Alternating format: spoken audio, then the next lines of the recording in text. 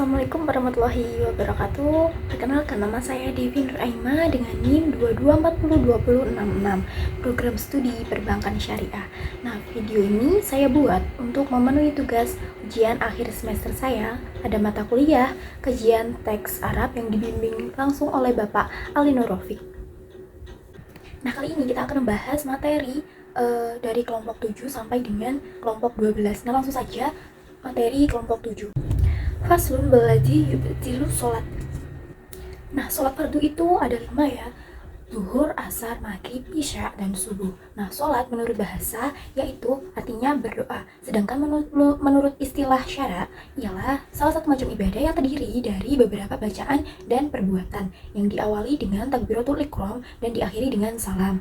Nah, sholat ini diambil dari kata al-silah atau hubungan, karena dengan mendirikan sholat, roh seorang mukmin pada dasarnya sedang berhubungan dengan penciptanya. Nah, para ulama dan pakar bahasa Arab memiliki pandangan beragam dalam menentukan asal kata al-soleh. Tentunya, mereka memiliki argumentasi masing-masing. Nah, pendapat pertama yaitu mengatakan bahwa al-solah adalah ad-duha. Ya, karena setiap muslim yang melaksanakan sholat selalu berdoa kepada Allah Subhanahu wa Ta'ala agar melimpahkan rezeki dan melindunginya di dunia, begitu maksudnya, serta mengampuni dan memberinya ganjaran pahala di akhirat. Nah, pandangan ini berdasarkan pada sejumlah hadis yang termaksud dalam dua kitab sahih. Rasulullah Shallallahu Alaihi Wasallam menegaskan bahwa doa seorang mukmin adalah bentuk penghambaan ibadah yang terbaik. Nah, adapun kalangan pakar bahasa memandang bahwa al-sholah ini diambil dari kata al-silah atau hubungan. Alasannya, dengan mendirikan sholat, seorang muslim pada dasarnya sedang berhubungan dengan sumber spiritual yang meletakkannya pada jasad, kasarnya sang pencipta. Nah, pendapat yang ketiga sebagai pengembang dari pendapat sebelumnya mengatakan bahwa al-sholah berarti al-rahmah. Al-rahmah atau artinya kasih sayang, sebagaimana yang dimaklumi adalah satu kata yang diambil dari kata al-rahim, yaitu organ tubuh seorang ibu yang mengandung janinnya selama masa kehamilan. Karena ibu adalah orang yang paling menyayangi anaknya, maka kata al-rahmah yang diambil dari kata al-rahim pasti memiliki keterkaitan erat dengan sifat keibuan. Nah, selanjutnya yaitu perkara yang membatalkan fardu wudhu. Nah, sholat dikatakan batal atau tidak sah apabila salah satu syarat dan rukunnya tidak terlaksana atau ditinggalkan dengan sengaja. Nah, berbagai hal yang dapat menyebabkan batalnya sholat itu yang pertama ada berhadas. Nah, bila seseorang mengalami hadas besar atau kecil, maka batal pula sholatnya, baik terjadi tanpa sengaja atau secara sadar. Yang kedua yaitu terkenanya najis, baik badan, pakaian, atau tempat sholat. Nah, bila seorang yang sholat terkena benda najis, maka secara langsung sholatnya menjadi batal. Namun, yang dijadikan patokan adalah bila najis itu tersentuh tubuhnya atau pakaiannya dan tidak segera ditepis atau ditampik najis tersebut, maka batallah sholat tersebut. Nah, yang ketiga yaitu dengan sengaja berbicara yang bukan untuk kemaslahatan sholat. Maksudnya di sini adalah berbicara dengan sengaja, yang dimaksud bukanlah berupa bacaan-bacaan Al-Quran, zikir, ataupun doa, akan tetapi merupakan pembicaraan yang sering dilakukan manusia di kehidupan sehari-hari.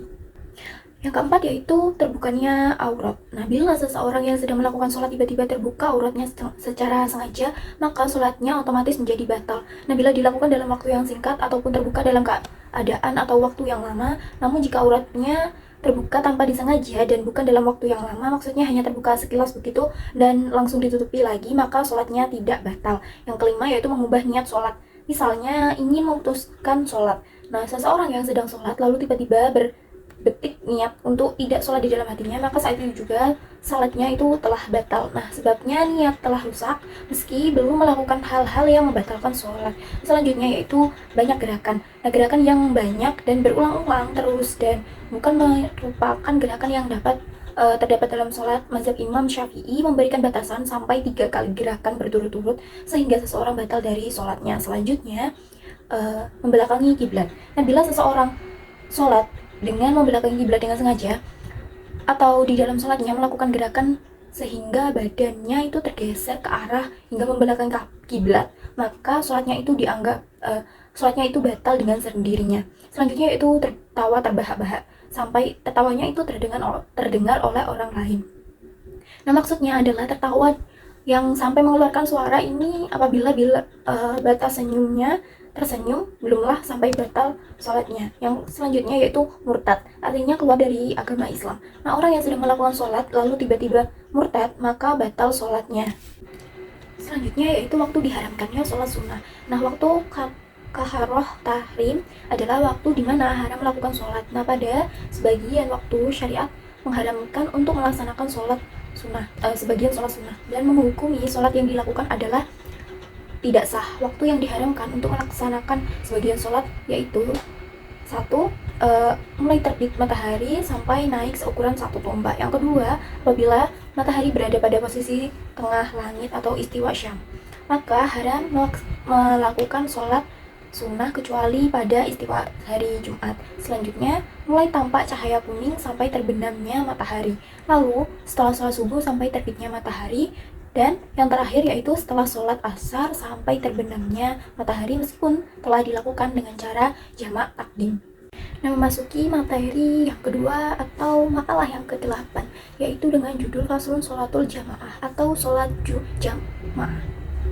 Nah, sholat jamaah ini adalah sholat yang dilakukan oleh 2 orang atau lebih secara bersama-sama. Nah, seseorang menjadi imam atau 1 orang menjadi imam dan yang lainnya menjadi makmum dengan syarat yang telah ditentukan. Nah, sholat jamaah ini minimal atau paling sedikit dilakukan oleh 2 orang. Namun, semakin banyak orang yang mengikuti sholat jamaah tersebut jadi lebih baik. Paling sedikit sholat jamaah adalah paling sedikit sholat jamaah selain jamaah sholat Jumat terdiri dari 2 orang imam dan makmum, sedang sholat jamaah Jumat paling sedikit terdiri dari 4 orang imam dan makmum, yang keempatnya itu bilangan Jumat.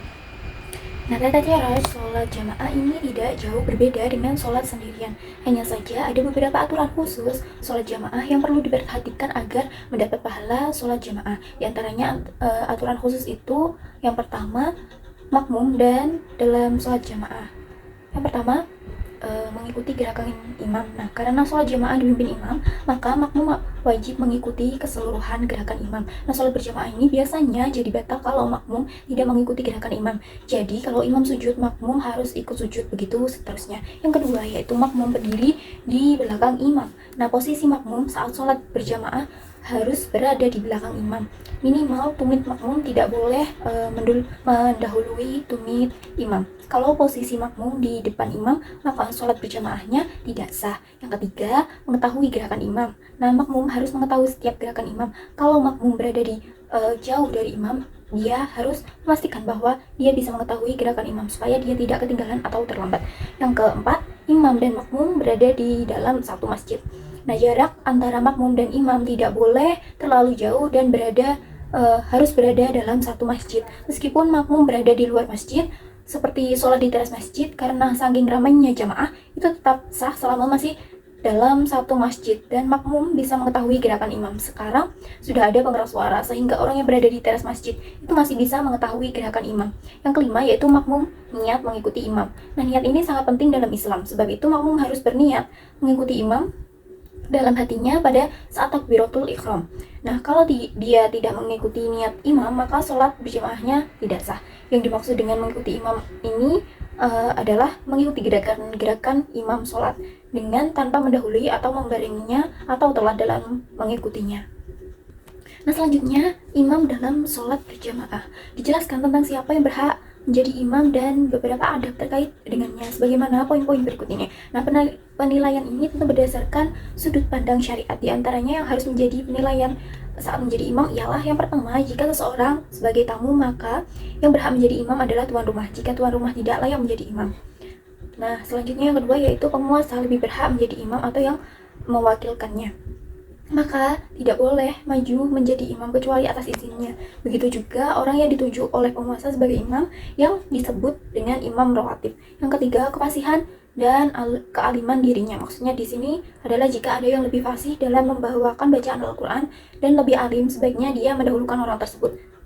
Nah, yang keempat, seseorang tidak dianjurkan menjadi imam apabila jamaahnya tidak menyukainya. Nah, sebagaimana larangan majunya seorang imam di mana mereka tidak menyukainya, maka yang demikian juga dilarang maju jika di belakangnya ada orang yang lebih pandai darinya, kecuali apabila orang yang lebih utama itu menolak untuk menjadi untuk jadi imam, maka orang tersebut boleh maju untuk menjadi imam. Nah, selanjutnya yang ketiga yaitu shaf dalam sholat berjamaah. Nah, shaf dalam sholat berjamaah ini tetap diluruskan dan dirapatkan, pundak bertemu pundak atau mata kaki bertemu mata kaki sampai selesai sholat, sehingga sholat menjadi sempurna dari awal hingga akhir. Nah, selanjutnya yaitu pasal tentang sholat qashar. Nah, qashar secara bahasa berarti ringkas atau pendek. Nah, sholat qashar didefinisikan sebagai meringkas sholat dari yang 4 rakaat menjadi 2 rakaat. Sholat fardu yang dapat diqashar yaitu sholat duhur, asar, dan isya. Dan hukum sholat qashar adalah sunnah muakkad karena Rasulullah SAW senantiasa melakukan sholat qashar saat berada dalam perjalanan atau sedang melakukan perjalanan. Nah, syarat-syarat diperbolehkannya sholat qashar. Yang pertama, menempuh perjalanan minimal sejauh 2 marhalah atau 81 km. Yang kedua, yaitu sholat yang diqashar adalah sholat yang 4 rakaat. Yang ketiga, mempunyai tempat tujuan perjalanan yang jelas. Yang keempat, yaitu sholat qashar tidak boleh dikerjakan ketika sudah keluar tempat asal. Yang kelima, sholat qashar boleh dikerjakan selama masih dalam perjalanan. Yang keenam, tidak berniat menginap lebih dari 3 hari. Yang ketujuh yaitu perjalanan tidak bertujuan untuk kemaksiatan. Yang kedelapan, tidak menjadi makmum pada imam yang tidak sholat qashar. Yang kesembilan, menyadari bahwa sholat qashar itu diperbolehkan terpenuhinya syarat-syarat mengqashar sholat. Yang 10 yaitu menjaga diri dari yang ke-10 yaitu berniat sholat qashar ketika takbiratul ihram. Yang ke-11 yaitu menjaga diri dan hati dari segala hal yang merusak niat sholat qashar. Nah, selanjutnya yaitu tata cara sholat qashar. Yang pertama, niat sholat qashar. Niat sholat qashar duhur. Yang pertama, bismillahirrahmanirrahim. Usolli fardas duhri rakaataini qashran majmu'an lillahi asru ada'an lillahi ta'ala. Yang kedua yaitu takbiratul ihram. Yang ketiga, melakukan sholat duhur, asar, dan isya 2 rakaat dengan 1 kali salam hingga selesai. Selanjutnya, sholat Jumat. Nah, sholat Jumat ini adalah sholat 2 rakaat yang dilakukan di hari Jumat secara berjamaah setelah khutbah Jumat, setelah masuk waktu duhur. Sholat yang tersendiri, bukan sholat duhur yang diringkas. Dan sholat ini seperti sholat lainnya dari segi rukun, syarat, dan adab-adabnya. Akan tetapi untuk dapat melakukan sholat Jumat berjamaah, jumlah yang hadir harus minimal 40 orang dan dilakukan masjid atau sebuah bangunan yang dapat menampung banyak jamaah. Nah, selanjutnya materi kelompok 9. Yaitu sholat hari raya, sholat khusuf, dan sholat istisqa. Nah, pasal tentang sholat hari raya. Nah, sholat Idul Fitri adalah sholat 2 rakaat yang dikerjakan pada hari raya Idul Fitri, yaitu pada tanggal 1 Syawal. Sedangkan sholat Idul Adha adalah sholat 2 rakaat yang dikerjakan pada hari raya Idul Adha, yaitu setiap tanggal 10 Dzulhijjah. Nah, hukum kedua sholat 2 hari raya ini atau sholat Id ini adalah sunat muakkad, yaitu sunat yang dianjurkan. Hukum sholat Idul Fitri dan Idul Adha ini adalah sunnah muakkad, yaitu sunnah yang sangat dipelihara dan dianjurkan oleh Rasulullah SAW kepada umatnya.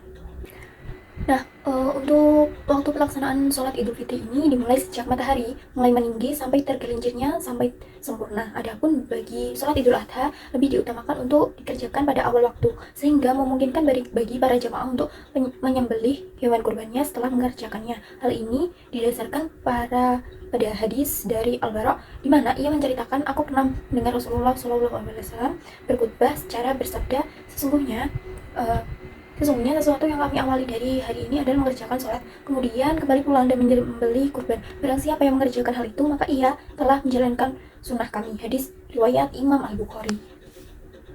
Nah, cara menjalankan sholat id ini, yang pertama, ketika imam sampai di masjid, murokis segera berdiri memberi aba-aba dimulainya sholat. Yang kedua, imam segera menuju mihrab atau tempat imam, lalu niat sholat disertai takbiratul ihram. Dan selanjutnya itu takbiratul ihram. Nah, dilanjutkan dengan membaca doa iftitah, kemudian dilanjut melakukan takbir sebanyak 7 kali pada rakaat pertama dan 5 kali pada rakaat kedua. Selanjutnya yaitu setelah selesai melakukan takbir ketujuh, dilanjutkan membaca ta'awudz, surat Al-Fatihah dan surat-surat yang disunahkan seperti surat Qaf atau Al-A'la pada rakaat pertama dan surat Al-Qamar atau Al-Ghashiyah pada rakaat kedua. Yang kelima itu selesai melaksanakan sholat, murokis segera berdiri untuk memberi aba-aba. Dimulainya khutbah disusul dengan membaca sholawat sambil menyerahkan tongkat.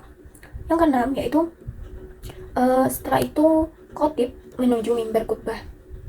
Kemudian muniki membaca doa. Setelah selesai doa, khotib mengucapkan salam, kemudian duduk. Yang kesembilan yaitu lagi muridnya membaca takhir sebanyak 3 kali. Kemudian selanjutnya yaitu khatib melaksanakan khutbah pertama. Selesai khutbah, khatib duduk sejenak disusul lagi membaca sholawat.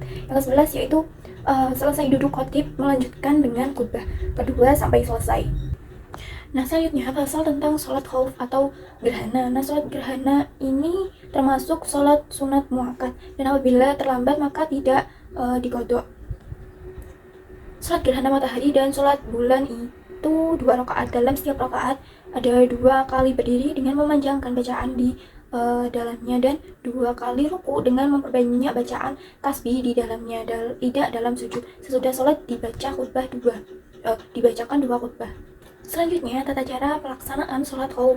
Nah, yang pertama yaitu menyiapkan tempat sholat. Nah, tempat sholat ini harus dipersiapkan dengan baik untuk menjalankan sholat khusyuk. Yang kedua yaitu membaca doa khusyuk. Sebelum memulai sholat khusyuk, bacalah doa khusyuk. Doa ini berfungsi sebagai permohonan ampun dan juga sebagai tanda syukur kepada Allah Subhanahu wa taala atas kebesarannya. Yang ketiga yaitu melaksanakan sholat khusyuk.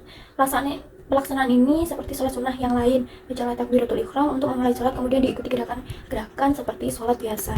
Selanjutnya itu membaca doa setelah sholat. Nah, setelah selesai melaksanakan sholat khauf, bacalah doa setelah sholat. Doa ini berfungsi sebagai rasa syukur dan nikmat yang telah diberikan oleh Allah Subhanahu wa taala. Selanjutnya yaitu pasal tentang sholat istisqa. Nah, sholat istisqa ini artinya meminta diturunkan hujan oleh Allah Subhanahu wa taala untuk sejumlah negeri atau hamba-hambanya yang membutuhkan melalui sholat, berdoa dan beristighfar ketika terjadi kemarau.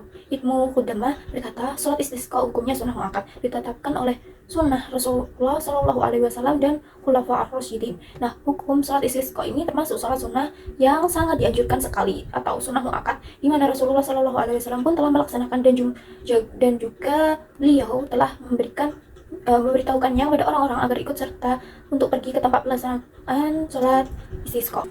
Oleh karena itu, apabila hujan sangat lama tidak turun dan tanah menjadi gersang, maka dianjurkan bagi kaum muslimin pergi ke tanah lapang untuk melaksanakan sholat istisqa 2 rakaat dipimpin oleh seorang imam, memperbanyak doa dan istighfar. Nah, setelah selesai sholat, hendaknya imam menghadap ke arah jamaah, kemudian ia berkhutbah di hadapan mereka dengan menghimbau mereka supaya banyak beristighfar. Lalu imam berdoa yang diamini oleh jamaah. Lalu imam menghadap kiblat serta mengubah posisi selendangnya sehingga bagian sebelah kanan berpindah ke sebelah kiri serta bagian sebelah kiri berpindah ke bagian sebelah kanan, dan kemudian mengangkat tangannya. Lalu orang-orang pun harus mengubah posisi selendang mereka sebagaimana yang dilakukan oleh seorang imam. Selanjutnya mereka berdoa sesaat kemudian bubar. Nah, memasuki materi yang selanjutnya yaitu dari kelompok 10 dengan judul sholat dalam keadaan genting atau ketakutan yang bisa disebut dengan sholat khauf. Nah, menurut istilah, sholat khauf ini adalah sikap mental dari seseorang yang merasa takut kepada Allah Subhanahu wa taala atas kekurangan kesempurnaannya dalam mengabdikan diri untuknya. Nah, seorang tokoh sufi seperti Al-Khusyairiyah berpandangan bahwa khauf adalah hal yang berkaitan dengan masa yang akan datang. Orientasi dalam kehidupan yang akan datang bermakna bahwa apa yang dilakukan seseorang dilandasi dengan perasaan takut akan menghalalkan yang makruh dan meninggalkan yang sunnah. Keyakinan yang didapat bahwa takut pada Allah Subhanahu wa taala berhubungan dengan takut akan siksaan baik saat berada di dunia maupun di akhirat kelak. Nah, sholat khauf ini adalah sholat yang dilaksanakan dalam waktu yang tidak aman, baik disebabkan oleh peperangan, waktu kebakaran, banjir, perampokan, dan sebagainya, dengan tata cara yang telah diatur oleh syara. Nah, sholat khauf ini baik dilaksanakan pada waktu di tempat tinggal sendiri maupun di dalam waktu perjalanan atau musafir. Nah, sholat khauf merupakan sholat fardu yang dilaksanakan di tengah munculnya kekhawatiran atau ketakutan. Pada masa Nabi Shallallahu Alaihi Wasallam, sholat khauf dilaksanakan di tengah kecamuknya perang melawan orang kafir. Nah, beliau bersama sahabat melaksanakan sholat khauf karena sebab adanya perasaan khawatir. Nah, selanjutnya syarat-syarat sholat khauf. Yang pertama, makmum hendaknya meniatkan mengikuti imam. Adapun imam yang tidak menjadi syarat berniat menjadi imam hanya sunat agar ia mendapatkan ganjaran berjamaah. Selanjutnya itu makmum hendaknya mengikuti imamnya dalam segala pekerjaannya. Maksudnya, makmum hendaklah membaca takbiratul ihram sesudah imamnya. Begitu juga permulaan segala perbuatan makmum hendaknya terkemudian dari yang dilakukan oleh imamnya. Yang ketiga yaitu mengetahui gerak-gerik perbuatan imam, umpamanya dari berdiri ke ruku ke iktidal, dan iktidal ke sujud, begitu seterusnya. Baik diketahui dengan melihat imam sendiri, melihat saf barisan yang di belakang imam, mendengar suara imam atau suara mubaliknya, agar makmum dapat mengikuti gerakan imam. Yang selanjutnya yaitu keduanya, imam dan makmum berada dalam satu tempat. Selanjutnya yaitu tempat berdiri makmum tidak boleh lebih dari imamnya. Lalu imam hendaknya jangan mengikuti yang lain. Lalu laki-laki tidak sah mengikuti perempuan, dan keadaan imam tidak ummi, sedangkan makmum qori. Artinya imam itu hendaklah orang yang baik bacaannya.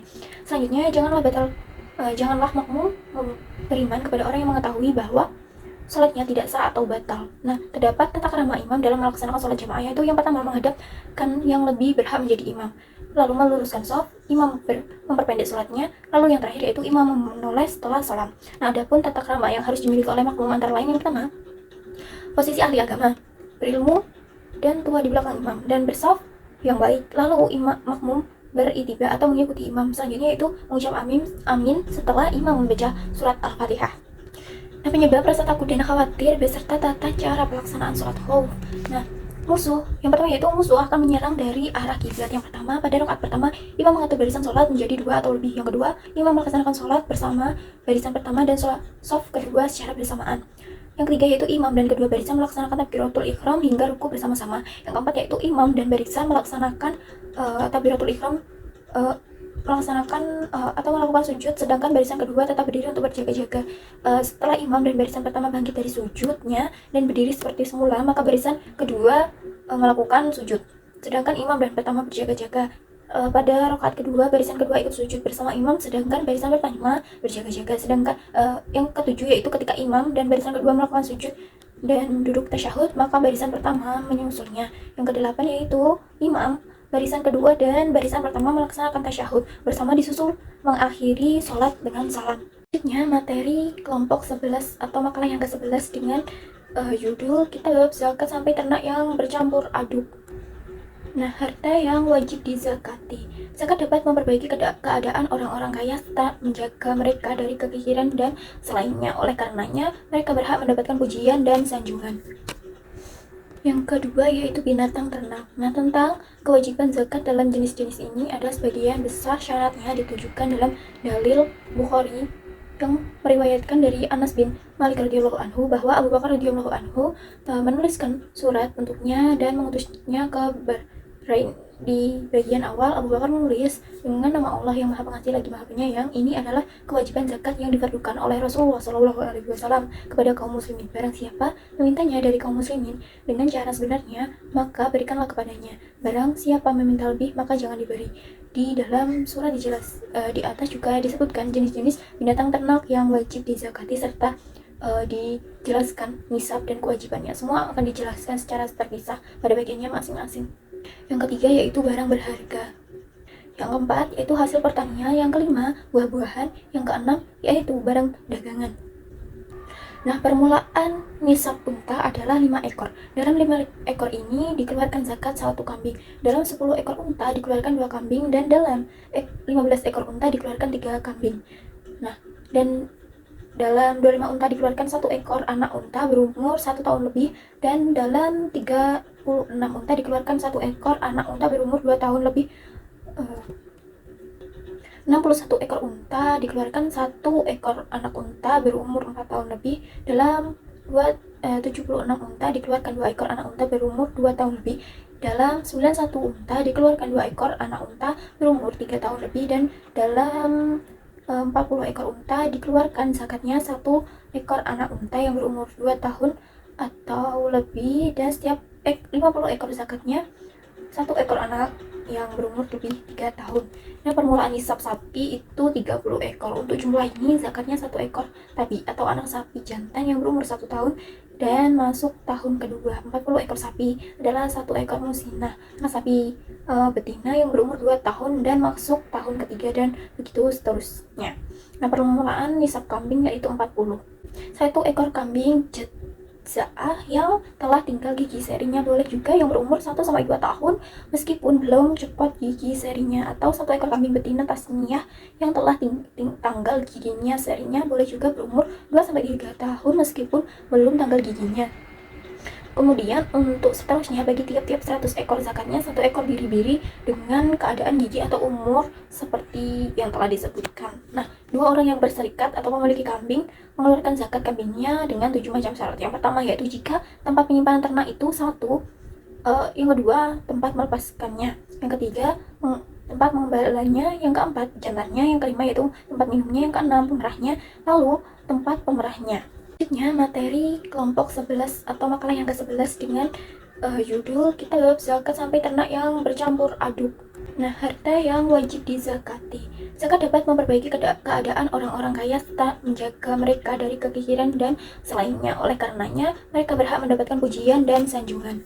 Yang kedua yaitu binatang ternak. Nah, tentang kewajiban zakat dalam jenis-jenis ini ada sebagian besar syaratnya ditujukan dalam dalil Bukhari yang meriwayatkan dari Anas bin Malik radhiyallahu anhu bahwa Abu Bakar radhiyallahu anhu menuliskan surat untuknya dan mengutusnya ke Bahrain. Di bagian awal Abu Bakar menulis dengan nama Allah yang Maha Pengasih lagi Maha Penyayang. Ini adalah kewajiban zakat yang difardukan oleh Rasulullah Shallallahu Alaihi Wasallam kepada kaum muslimin. Barang siapa memintanya dari kaum muslimin dengan cara sebenarnya, maka berikanlah kepadanya. Barang siapa meminta lebih, maka jangan diberi. Di dalam surat di atas juga disebutkan jenis-jenis binatang ternak yang wajib dizakati serta dijelaskan nisab dan kewajibannya. Semua akan dijelaskan secara terpisah pada bagiannya masing-masing. Yang ketiga yaitu barang berharga. Yang keempat yaitu hasil pertanian. Yang kelima buah-buahan. Yang keenam yaitu barang dagangan. Nah, permulaan nisab unta adalah 5 ekor. Dalam 5 ekor ini dikeluarkan zakat 1 kambing. Dalam 10 ekor unta dikeluarkan 2 kambing dan dalam 15 ekor unta dikeluarkan 3 kambing.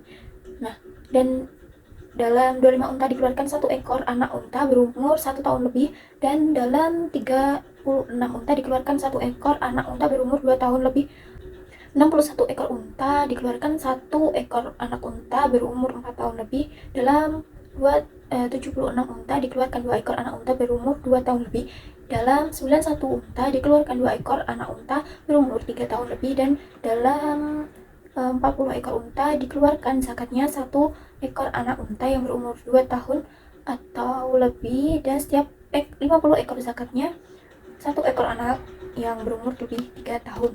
Nah, permulaan nisab sapi itu 30 ekor. Untuk jumlah ini zakatnya 1 ekor sapi atau anak sapi jantan yang berumur 1 tahun dan masuk tahun kedua. 40 ekor sapi adalah 1 ekor musinah. Nah, sapi betina yang berumur 2 tahun dan masuk tahun ketiga dan begitu seterusnya. Nah, permulaan nisab kambing yaitu 40.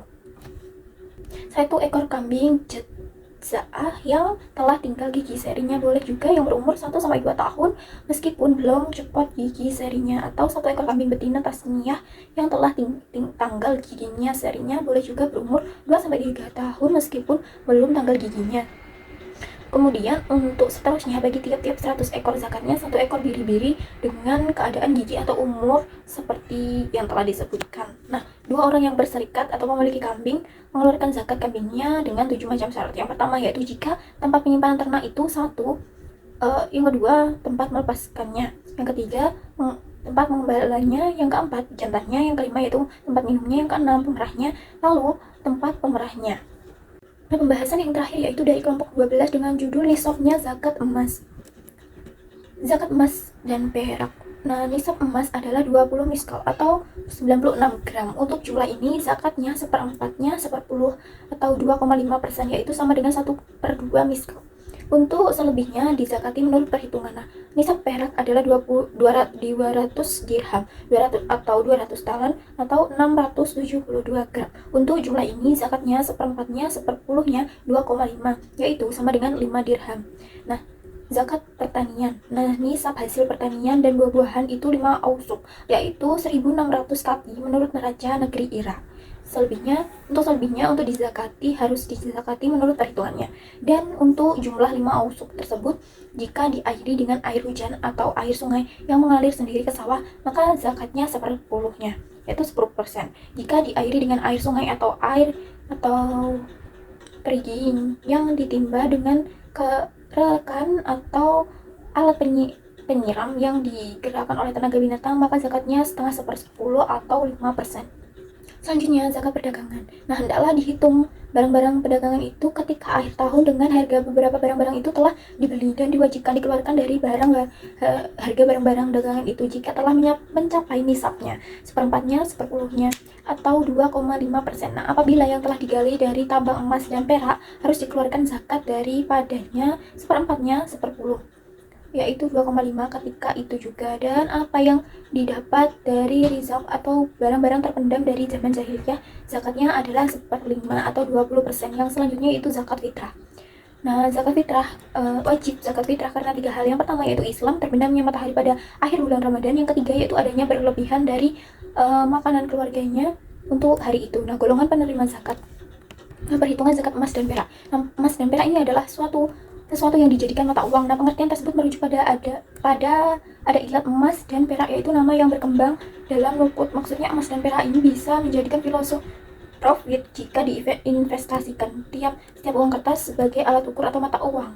Emas dan perak, kedua barang tersebut bisa dijadikan modal investasi sehingga emas dan perak dapat dizakati. Begitu pula dengan emas dan perak yang digunakan dalam hal yang dilarang, contohnya perhiasan laki-laki, alat perabotan atau emas yang disimpan. Kita tidak boleh menimbun emas dan perak. Oleh karena itu, emas dan perak harus diinvestasikan dan wajib dizakati menurut jumhur ulama, kecuali perhiasan perempuan, karena perhiasan bagi perempuan itu dibolehkan dan dianggap sebagai kebutuhan pribadi, seperti kaidah fikih yang artinya setiap sesuatu yang tidak boleh digunakan dan dijadikan perhiasan maka wajib dizakati, dan kaidah fikih yang lainnya mengatakan bahwa setiap sesuatu yang tidak boleh digunakan maka wajib dizakati. Nah, demikian itu tadi pemaparan materi dari saya. Ada kurangnya saya mohon maaf. Wassalamualaikum warahmatullahi wabarakatuh.